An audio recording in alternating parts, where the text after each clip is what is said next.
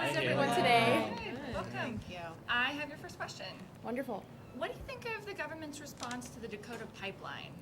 I am Native American, and I am absolutely appalled by the government because this is not way back when the natives were sent to the Trail of Tears. This is 2017, and at that point, I believe it was 2016. I'm absolutely appalled, and I hope that we can overcome that issue. Great. You claim you're a social media whiz. How is this going to inform your platform as Miss America? How is it going to work? How is this going to inform what you do as Miss America with social media? Social media is extremely important in this day and age, and I'm a journalism major, so I have lots of experience with that. Something that I like to do that personally connects people to me is live videos. I am known for my live videos all across Indiana, and I feel like that's even better than putting a post on Instagram or Twitter because people are really getting to have that face-to-face conversation with you, even though it is through a screen. You're a oh, sorry. Tell us about your book, George's Kindness. George's Kindness, absolutely. It's about a golden retriever who has undergone domestic violence by his owners. And this is kind of a child-friendly book because domestic violence is an extremely harsh subject, especially for a child who might be 5 years old. They don't understand. So this book properly illustrates what domestic violence is in a way that won't scare them into thinking that it could happen to them at home. So you're a journalist. Let's say you had a minute, well, you had a first question with Donald Trump. Not a lot of time, no follow-up. What's the one question you would ask him? Why do you type before you think? Gotcha. And then if there was a follow-up on a different topic? I want to know about the healthcare crisis going on. I think that's something that we're all very confused about. 2 weeks after I was crowned Miss Indiana, my mother was diagnosed with brain cancer. And so right now we're very up in the air with chemo, radiation. We do not know where that next bill is going to come from. Luckily, we have a wonderful community where I'm from in Pittsburgh, Indiana that has been helping and assisting us. So we're very grateful. But right now, for the sake of my mother, I just want to know what's going on with this healthcare and Obamacare. How do you feel about the rollback of Obamacare? I am not sure. I really don't know what the best decision is for our country. I know there are flaws in Obamacare, and I know that not everybody was extremely happy with it, but people are not going to be happy with pre-existing conditions that have been talked about. Domestic violence is a pre-existing condition, and that happens to be my platform. Rape is a pre-existing condition. Some diseases are. So I hope that our legislators and our president, Mr. Trump, he is able to come up with something that is able to make people happy. Hopefully. Hard, easier said than done. So should sporting teams be able to choose their own mascots? I believe so, yes. I think it should be a group decision because a lot of times when a mascot is given to you, you don't really have a say. I know a lot of Native Americans have been mascots, the Redskins. I personally don't find it offensive, and I am Native American, but others do. So I think that a team should vote in unity for that. So if somebody else finds it offensive, but the team doesn't, should they have to give it up? I think so, because they're role models for somebody bigger than themselves. They're not just a football team. They're performing for everybody to see who they are. And you don't want anything offensive to happen while you're playing football. We've learned that with Colin Kaepernick. Do you think that homosexuality is a choice? I do not.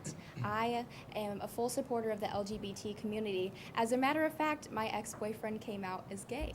And I remember thinking, wow, okay, I absolutely support that decision. It was we had been broken up for a while, but I do not think it was a choice. He told me and he said, Haley, you're my best friend, and I wish that we could be together, and I wish that I could fall in love with you again, but I just do not feel that way. If I could have chosen, it would have been much easier to like women. Do you want to own an alpaca farm for the tax benefits? Oh my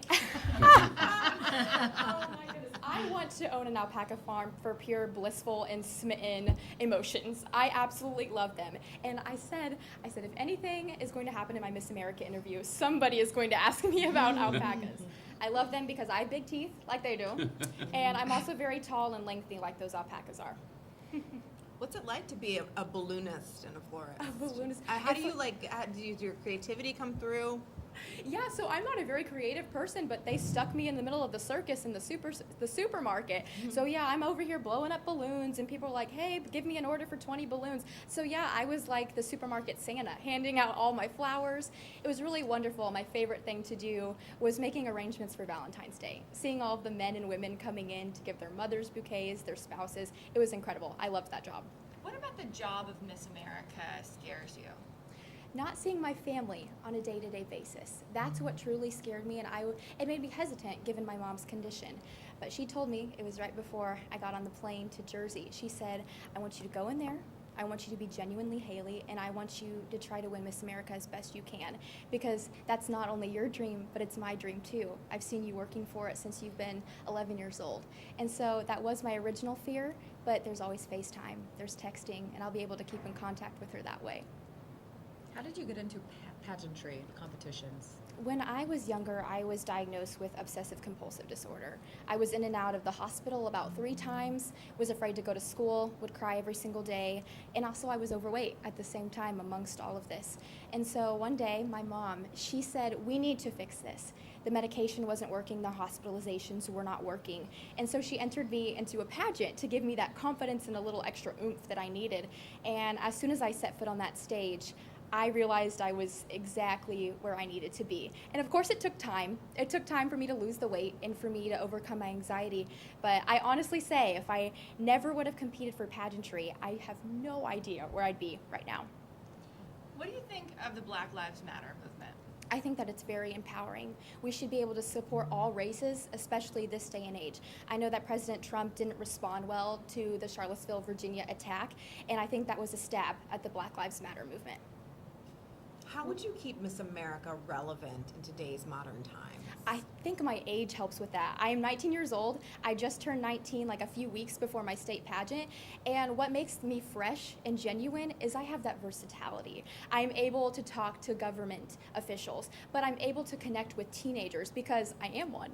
I'm still a teenager. And I'm just as comfortable talking to a government official as I am on the floor of a Children's Miracle Network hospitals. And I think people are really seeing that. You do not have to be born talented to be Miss Indiana. I was not, as I stated earlier.